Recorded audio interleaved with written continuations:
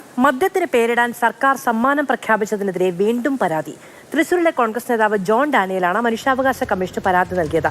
Mahatma Gandhi national ഫൗണ്ടേഷനും നേരത്തെ മുഖ്യമന്ത്രിക്ക് പരാതി നൽകിയിരുന്നു. MS ലിഷോയ് വിവരങ്ങളുമായി ചേരുകയാണ്. ലിഷോയ്, ഈ പരാതിയുടെ ഉള്ളടക്കം എന്താണ്?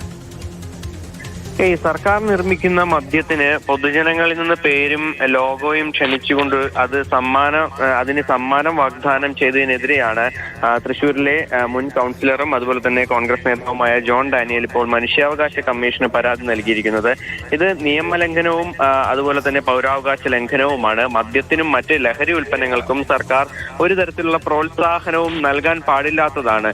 ഇത്തരം സമ്മാനങ്ങളൊക്കെ നൽകുന്നത് ഇതിനൊക്കെയുള്ള ഒരു പ്രോത്സാഹനമാണ് കണക്കാക്കുന്നത്. ഇത് ഗുരുതരമായ ദോഷങ്ങൾ സമൂഹത്തിൽ ഉണ്ടാക്കും.